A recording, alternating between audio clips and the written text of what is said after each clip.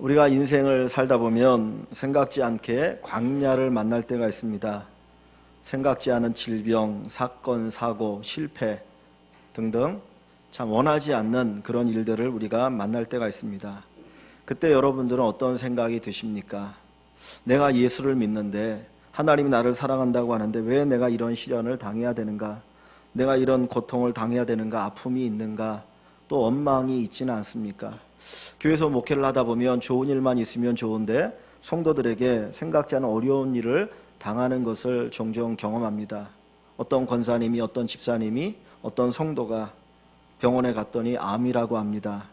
본인도 가슴이 철렁하겠지만 목사도 철렁합니다. 왜 우리 성도 가운데 이런 어려움을 당해야 되는가? 좋은 소식이 들려지면 좋은데 학교에 실패했어요. 또는 사업이 실패했어요. 어떤 어려움이 생겼어요. 그런 이야기를 들으면 목사 입장에서 가슴이 철렁철렁하면서 아픕니다. 본인은 얼마나 힘들고 어렵겠습니까?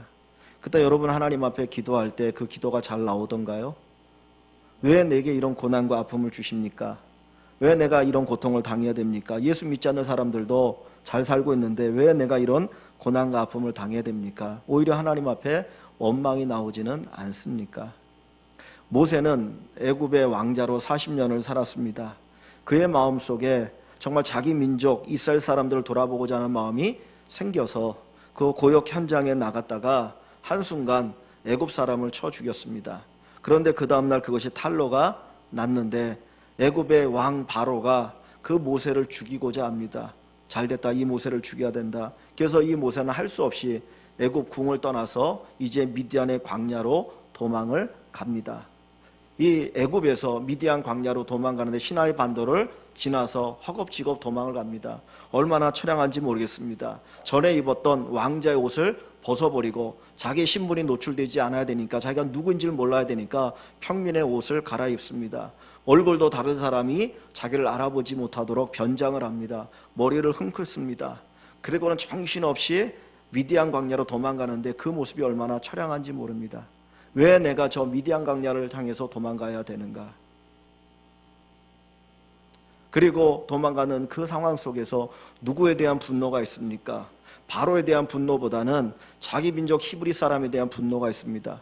내가 왜 애굽 사람을 죽였는데, 내 민족을 그렇게 고통스럽게 하고 학대하니까 분해서 그들을 죽였는데 그 히브리 사람이 내가 그 살인했다라고 드러내서 내가 이렇게 쫓겨가니까 자기 민족에 대한 분노가 있었을 것입니다. 마음에 더 큰 상처를 안고 그는 정신없이 도망가게 됩니다.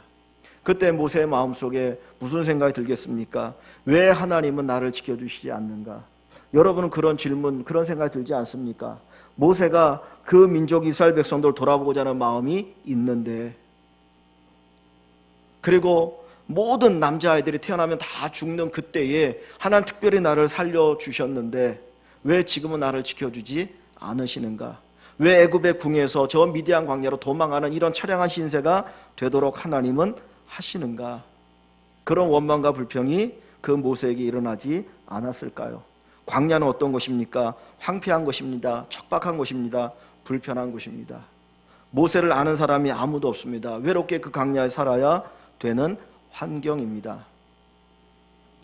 우리가 아파트에 살다가 경제적인 어려움 때문에 그냥 단독주택이나 이런 곳에 가서 살아도 사실 얼마나 불편한지 모릅니다. 겨울이 되어지면 아파트는 그래도 따뜻한데 단독주택 같은 경우는 정말 우풍이 있어가지고 정말 추울 때가 많이 있거든요.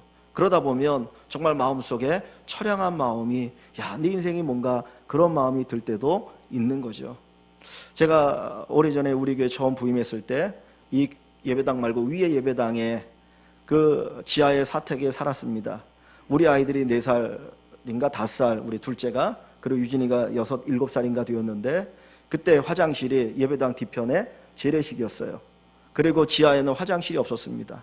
그 전에 부목사 때 아파트에 살다가 이제 왔는데 어른들은 뭐 상관이 없는데 애가 화장실을 못 가는 거예요. 그래서 이제 한 살, 2살 되는 어린아이들이 그 배변할 수 있는 조그만 그거 놓고 집 방에서 그거 보게 한.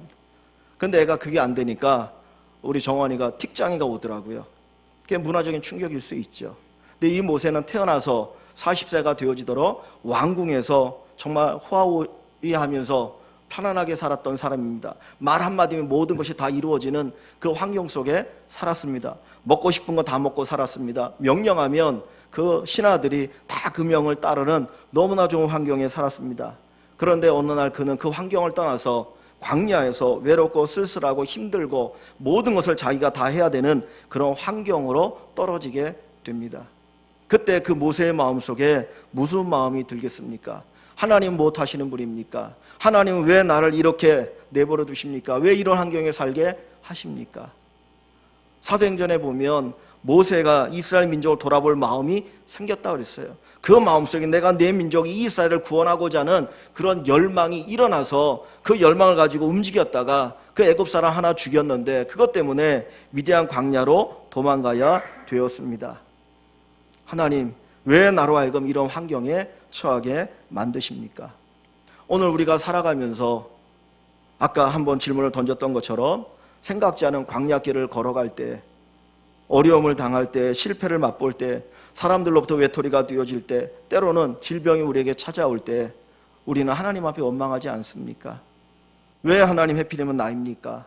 왜 하필이면 내가 이런 고난과 아픔을 겪어야 합니까? 그런 불만이 있지는 않습니까? 하나님 모세를 미워하십니까? 하나님 모세에 대한 관심이 없으셔서 미디안 광야로 도망가도록 내버려 두셨습니까? 모세가 애굽궁에 있었다면 그의 운명은 어떻게 되었을까요? 우리가 읽은 15절 말씀, 바로가 이 일을 듣고 모세를 죽이고자 하여 찾는지라 그랬습니다. 모세가 죽인 사람은 누구입니까? 애굽 사람이죠. 그는 어떤 사람이에요? 이스라엘 백성들이 그 노역장에서 고생을 할 때, 일을 할 때 거기서 감독하는 사람입니다. 그렇다면 극히 평범한 사람이에요. 마치 군사중 가운데 하나 정도 됐을지도 모르는 사람입니다. 고대에 사람의 생명은 사실 하찮은 것처럼 여겨질 수 있습니다. 양반은 몰라도 천민이나 군인들은 언제든지 죽어야 되는 그런 운명입니다. 그렇다면 이 애굽 사람도 사실 그 당시의 눈으로 보면 언제든지 왕의 명령 한마디에 죽을 수 있는 하찮은 목숨일 수 있다는 거예요. 그런데 모세가 우발적으로 쳐서 그 사람이 죽었다고 해서 왕자인 모세를 죽여야 되겠습니까? 그래도 왕자인데. 지금 바로 왕이, 애굽의 왕이 모세를 그 사건 때문에 죽이고자 한다고 하는 것은 무엇을 암시해 주고 있는 내용입니까? 바로가 모세를 미워하는구나. 기회만 있으면 어떻게든지 모세를 제거하고자 하는 마음이 있었구나. 자기 왕권에 위협이 된다고 생각했기 때문에 언제든지 모세를 제거하고자 하는 마음이 있었는데 마침 이 사건이 그 꼬투리가 되어서 야, 이때다, 이 모세를 죽이자 하는 마음이 있었다는 거예요. 그렇다면 모세가 광야, 미디안 광야를 가지 않고 애굽 궁에 살아도 모세는 안전하지 않아요. 언제든지 죽음의 위협을 안고 살아가는 존재라고 하는 것을 암시해 주고 있습니다. 하나님께서 왜 모세를 미디안 광야로 보내십니까? 그 쫓겨가는 거 그대로 두시는 이유가 뭐예요? 미디안 광야가 사실은 가장 안전한 곳이기 때문입니다. 모세는 애국궁에 있으면 언제 암살을 당할지 몰라요. 언제 죽임을 당할지 몰라요. 왕이 언제 죽일지 몰라요. 그렇기 때문에 하나님께서는 이 모세를 살리시기 위해서, 모세를 지키시기 위해서 오히려 그 미디안 광야로 보내시는 겁니다. 우리는 어려움을 당할 때 하나님을 향하여 원망합니다. 불평합니다. 왜 하나님 내가 이런 어려움을 당해야 됩니까? 이런 고난을 당해야 됩니까? 그런데 뒤돌아보면 그때가 우리에게 축복의 때라는 거예요. 그때가 우리에게 은혜가 넘치는 때라는 거예요. 그때 하나님의 역사, 하나님의 도우심이 있었던 때라는 겁니다. 우리가 잘 아는 예화 가운데 그 바닷가에 발자국에 대한 예화를 압니다. 어떤 사람이 바닷가를 거닐었습니다. 발자국이 쭉 있습니다. 뒤돌아보니까 그 발자국인데 두 사람의 발자국이 쭉 있는 거예요. 그런데 어느 순간에는 그 발자국이 하나가 되어집니다. 가만히 보니까 주님의 발자국이, 하나는 자기의 발자국이고 하나는 주님의 발자국입니다. 평상시에는 주님이 자기와 함께 하셨습니다. 그런데 어느 순간에 발자국이 하나였는데 그땐 보니까 가장 내가 힘들고 어려울 때였어요. 내가 사업에 실패하고 내가 고난을 당하고 어려움을 당할 때 발자국이 하나였어요. 그때 이 사람이 하나님 앞에 불평을 합니다. 주님, 평상시에는 왜 나와 함께 걸었는데 내가 가장 힘들고 어려울 때는 주님 어디 가셨습니까? 왜 발자국이 한 사람 거밖에 없습니까? 그때 주님이 그에 가르쳐 준 게 뭐니까? 네가 힘들고 어려울 때 내가 너를 업고 걸었노라. 바로 그때가 하나님의 은혜, 하나님의 사랑이 넘치는 때입니다. 여기 어렸을 때부터 예수 믿는 분 빼놓고 내가 어른이 되어서 예수 믿었던 분들, 언제 내가 예수 믿었습니까? 내가 잘나고 잘되고 모든 일이 평탄할 때 예수 믿었습니까? 아니요. 힘들고 어려울 때, 내가 어렸을 때부터 예수 믿었지만 정말 주님을 만나고 살아계신 주님을 체험한 때는 내가 힘들고 어려울 때, 사업이 실패하고 어려움을 당하고 병들었을 때, 그때 우리가 예수를 믿고 구원받는 놀라운 역사를 경험합니다. 우리의 영혼이 죽었었는데 바로 이 광야를 통해서 우리 영혼이 살아나게 되어지고 하나님을 만나는 귀한 은혜를 경험하게 되는 것입니다. 광야는 징계의 장소가 아니라 오히려 우리에게 축복의 장소입니다. 그래서 어떤 분들은 이야기합니다. 고난은 변장된 하나님의 축복이라. 내게 생각지 않은 고난이 닥치고 어려움이 닥치지만 그것은 오히려 하나님이 우리를 보호하시고 우리에게 복 주시기 위함인 것을 저와 여러분들이 꼭 믿으실 수 있기를 주의 이름으로 간절히 소원합니다. 그 애굽궁에서는 모세가 잘할 수가 없어요. 그 애국궁에서는 모세의 생명이 보존될 수가 없어요. 그래서 하나님은 광야에서 그를 지키시고 그를 보호하시는 것입니다. 내가 만나는 모든 환경 속에서 하나님의 손길과 하나님의 사랑이 있음을 믿으시기를 바랍니다. 그 속에서 하나님이 여러분을 지켜주시고 여러분을 보호해 주실 것입니다. 이 광야는 모세의 생명을 지키는 곳, 하나님의 은혜와 보호가 함께하는 곳일 뿐만 아니라 모세의 인격을 바꾸고 변화시키는 곳입니다. 우리의 인격이 언제 바뀌고 변화됩니까? 내가 잘 나갈 때 우리의 인격은 결코 성숙되지도 않고 변화되지도 않습니다. 고난을 겪어봐야 그 인격의 변화가 일어나기 시작합니다. 이 모세는 정말 뜻은 좋았어요. 그러나 아직 그 인격이 성숙하지 못했기 때문에 그 애굽 사람의 잘못을 보고 견딜 수가 없어서 한방 쳐서 죽였습니다. 한 사람의 생명을 소중하게 여기지 않았어요. 그냥 저거 죽어도 돼. 그런데 그가 이스라엘의 지도자가 되어진다면 이스라엘 백성들의 생명을 하찮게 여겼을지도 모릅니다. 애굽의 왕자였기에 그 생명의 귀중함과 천함을 아마 나눠서 생각했을지도 몰라요.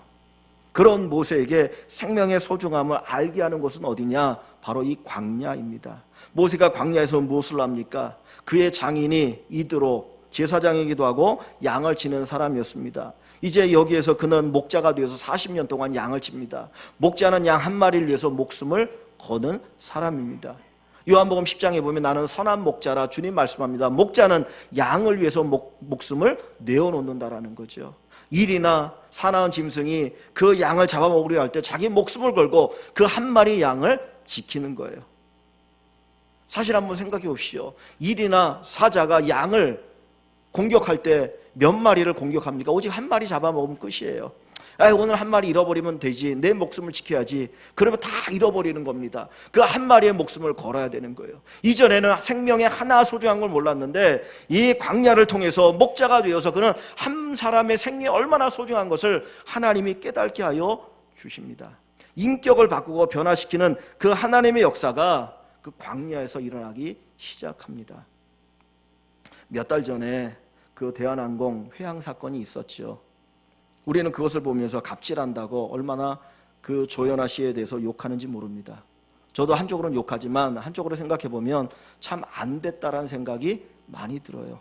그 사건이 얼마나 큰 사건인지 모르지만 온 국민들이 그 사람의 손가락질을 할 때에 참 얼마나 가슴이 아플까, 또는 얼마나 억울한 면이 있을까라는 생각도 해보게 됩니다.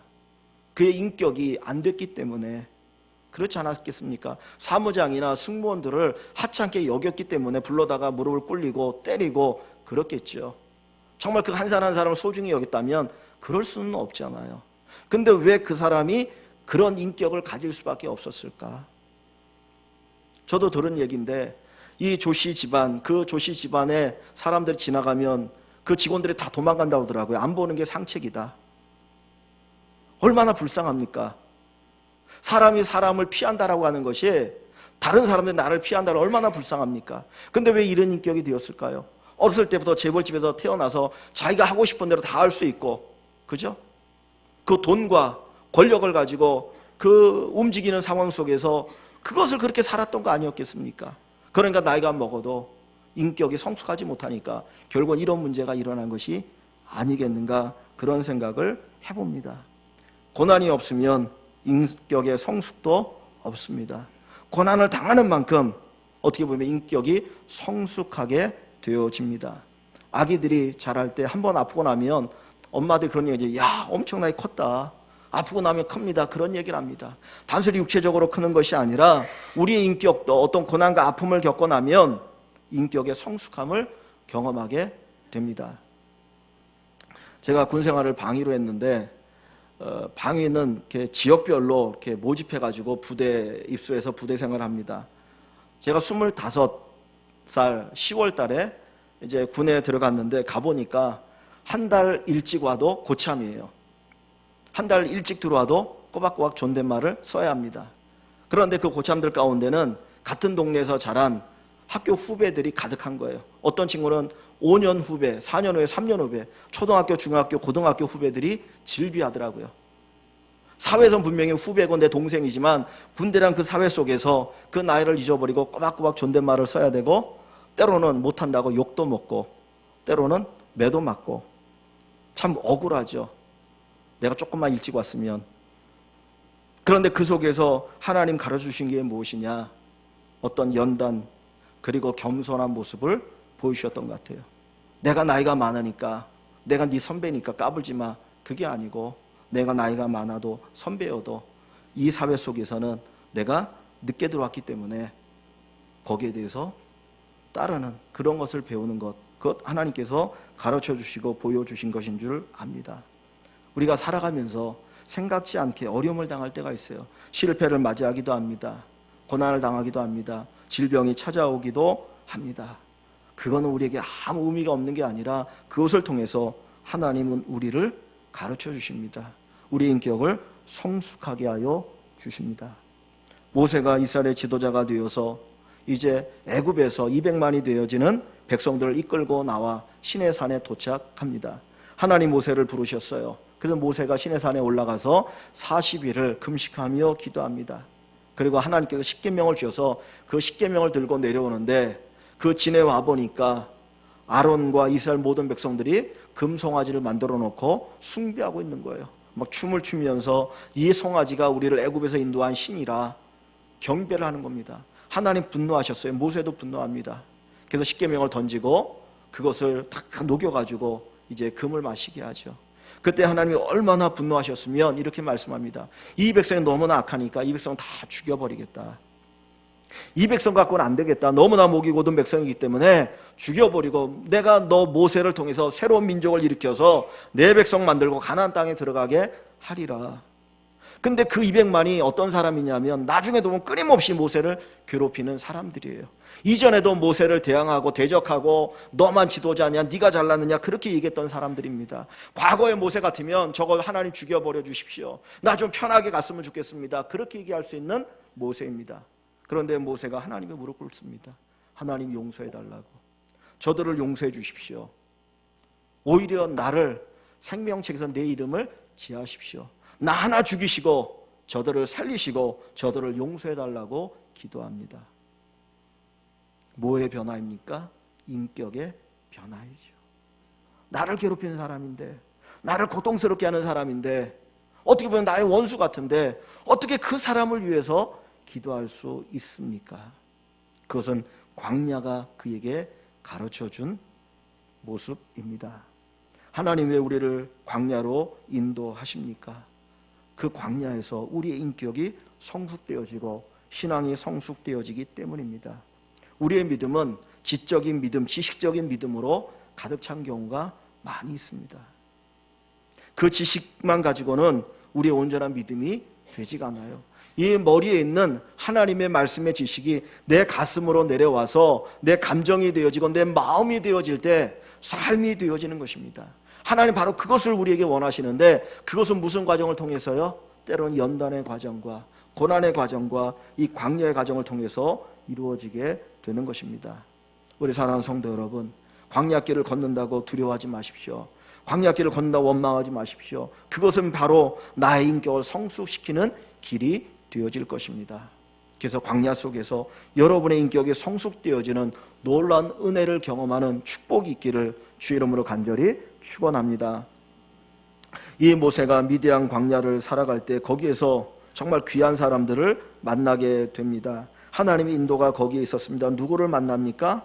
여기 18절에 보면 루엘이라는 이름이 나오는데 다른 이름으로 말하면 이드로입니다. 우리가 잘 아는 이드로라고 하는 사람의 이름이 오늘 본문에 루엘이라는 이름으로 나왔습니다. 미디안의 제사장인데 그의 딸들을 만나게 됩니다. 목자들이 이 루엘의 딸들이 이제 양을 치면서 양들에게 물을 먹이기 위해서 우물가에 왔습니다. 먼저 물을 먹이고 있습니다. 그런데 남자 목자들이 힘이 세니까 이 여자들을 내어 쫓고 자기들의 양떼의 물을 먼저 먹이려고 하는 거예요. 그때 이 모세가 이 여자들을 도와주면서 목자들을 내어 쫓습니다. 왜 여기가 먼저 왔는데 너희들이 힘으로 몰아붙이느냐? 그러면서 모세가 도와주니까 이제 먼저 계속해서 물을 먹일 수가 있었어요. 평상시 같으면 자기들이 먼저 와서 양떼에 물을 먹이더라도 목자들이 오면 뒤로 쫓겨가서 그 목자들이 다 물을 먹인 다음에 양떼에 물을 먹여야 되는데 오늘은 이 모세의 도움을 통해서 먼저 물을 먹일 수 있었던 거예요. 그리고 일찍 집으로 돌아가니까 아버지가 놀란 겁니다. 야, 다른 때 같으면 6시, 7시 돼야 오는데 오늘은 어떻게 4시도 안 됐는데 왔느냐? 그거 물어보니까 애굽 사람, 이제 모세를 애굽 사람이라고 얘기합니다. 이 모세의 도움을 통해서 우리가 일찍 물을 먹이고 올 수 있었습니다. 근데 그냥 살해도 안 하고 온 거예요. 그러니까 아버지가 그러면 그 사람이 인사해야 되니까 데리고 와라. 그래서 집에 데리고 와서 이제 식사를 대접하고 그리고 이 모세가 혼자니까 함께 있기를 원했어요. 그러다가 결국은 이 루엘의 사위가 되어집니다. 십보라라고 하는 그 딸을 자기 아내로 맞이합니다. 이 미디안 광야에서 모세는 누구를 만납니까? 자기의 사랑스러운 아내를 만나게 되죠. 그리고 장인을 만나게 됩니다. 그런데 이 십보라가 어떤 사람입니까? 뒤에 가보면 하나님 모세를 부르셔서 다시 애굽에 갈 때에 갑자기 하나님이 나타나셔서 모세와 그 아들을 죽이려고 합니다. 그때 십보라가 자기 아들에게 할례를 행합니다. 이 할례는 언약의 징표예요. 내가 너희의 하나님이고 이스라엘 백성들 구원하겠다라고 하는 언약의 징표로 아브람과 그 후손에게 하게 하신 거예요. 그런데 모세가 그거를 몰랐어요. 하지 않았어요. 그런데 십보라 그것을 알고 할례를 행함으로써 생명을 보존하게 되어집니다. 뭘 가르쳐 줍니까? 모세보다 더 신실한 믿음의 사람이 되었다는 거예요. 모세는 자기 형 아론이 있었고 누이 미리암이 있어요. 그런데 아마 모세가 동생이어서 그랬는지 모르지만은 민수기 12장에 가보면 그 미리암이 모세를 향해 불평을 합니다. 아마 십보라가 좀 일찍 죽었는지 모르겠는데 이 모세가 구스 여자를 자기 아내로 맞이해요. 이방의 여자잖아요. 그런데 사실 구스 여자가 모세의 아내가 될 수 있었던 건 뭡니까? 비록 이방의 여자지만 그도 애굽 출애굽할 때 함께 나왔다는 거예요. 육적으로는 혈통적으로는 이방인이지만 그 영적으로는 하나님의 백성이 되어서 함께 들어온 여인입니다.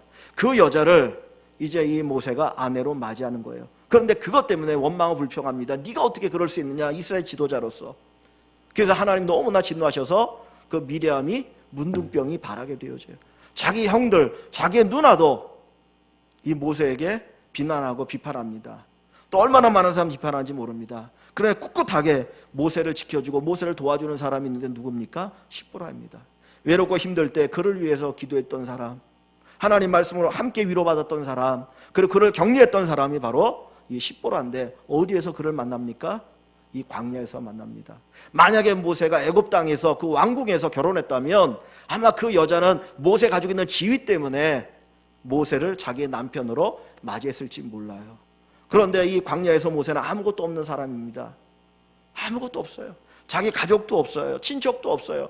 가진 재물도 없어요. 오직 몸뚱아리 하나밖에 없고 그 인격밖에 없는 사람입니다. 그런데 그 모세를 자기의 남편으로 맞이한다는 것은 온전히 모세에 대한 사랑을 이야기하죠. 하나님 바로 그곳에서 이 모세를 만나게 하셔요. 그리고 이드로가 어떤 사람입니까? 지혜의 사람입니다. 이 민수기에 보면 이 모세가 재판하는 너무나 힘든 겁니다. 200만 명이 같이 살다 보니까 문제가 많아요. 이 소송이 많이 일어나는 겁니다. 그 소송의 문제를 모세에 가져와서 내가 이런 일 당했는데 억울합니다. 그거 재판해 주는 거예요. 너무너무 지쳐가지고 견딜 수가 없는 거예요.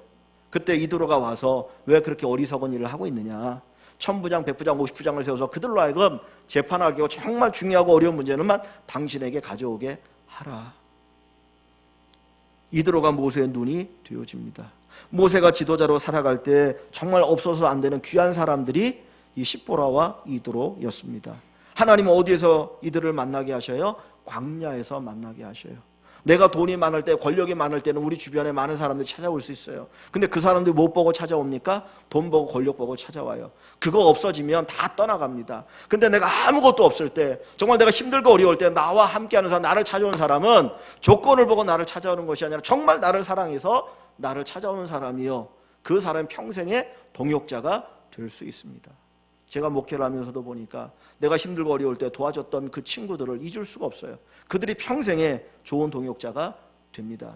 제가 대학교 3학년 때 한 10대 명이 지리산으로 수학여행을 갔습니다. 3박 4일 수학여행을 갔는데 정말 너무나 힘들었어요. 여기 북한산도 한번 올라가지 않았는데 이 지리산을 횡단을 하려니까 화엄사부터 노고단 올라가고 그 다음에 쭉 가는데 너무너무 힘들었어요. 그래서 금요일날 고속터미널 딱 도착해서 집에 전화했더니 아버님이 돌아가셨다는 거예요. 그러니까 정신없이 집에 가서 가방 내려놓고 근데 세브란스 병원에서 4일 장례를 했습니다. 진짜 몸이 천근만근이죠. 그런데 그때 그 지리산에 그렇게 힘들게 같이 갔던 그 친구들이 4일 동안 항상 와서 옆에서 도와주고 위로해주고 그랬던 친구들입니다. 지금도 잊을 수가 없고 지금도 그 친구들이 귀한 동역자입니다. 우리가 고난의 현장 속에서 만났던 사람들은 우리를 배신하지 않아요. 정말 그들이 우리에게 있어서 너무나 귀하고 소중한 동역자, 친구가 될 수 있습니다. 하나님은 바로 그 동역자를 붙여주시기 위해서 모세를 광야로 내보낸 겁니다. 오늘 우리의 광야는 우리에게 헛되지 않아요. 겉으로 볼 때는 거기가 내가 싫어하는 것이고 고난의 현장이고 고통스러운 것이고 왜 하나님 나에게 이런 현장을 주십니까? 이런 고난을 주십니까? 원망할 수 있을지 모르지만 거기에서 우리는 하나님의 은혜, 하나님의 축복을 경험하게 되어집니다. 거기에서 하나님의 사랑이 있습니다. 혹 지금 광야를 걷는 분들이 있습니까? 광야 가운데 계시는 분이 있습니까? 하나님의 사랑을 의심하지 마십시오. 하나님 여러분을 끝까지 사랑하십니다. 하나님은 여러분을 위해서 놀라운 일을 예비하시고 행하십니다. 거기에서 하나님의 보호를 경험합니다. 하나님의 안전을 경험하게 되어집니다. 거기에서 우리 인격의 성숙함이 있게 되어집니다. 거기에서 정말 주님이 세우시는 귀한 동역자들, 친구들을 만나게 되어질 것입니다. 우리의 환경을 염려하거나 불평하지 마시기 바랍니다. 하나님 우리의 가장 좋은 것 주시기를 원하시는 분입니다. 바로 지금 있는 이곳이 어떻게 보면 내가 누려야 될 천국입니다. 여기가 천국이지 다른 곳이 천국이 아니에요. 왜? 여기에서 하나님이 역사시기 때문입니다. 내가 만나는 사람, 그들 원망하거나 불평하지 마시고 그 환경을 불평하지 마시고 그 사람과 그 환경을 정말 기쁨으로 받아들이시고 그 속에서 역사하시는 하나님의 그 역사, 하나님의 뜻을 새롭게 경험하는 우리 모든 일광의 식구들이 되시기를 주님의 이름으로 간절히 축원합니다. 우리 함께 기도하기를 원합니다.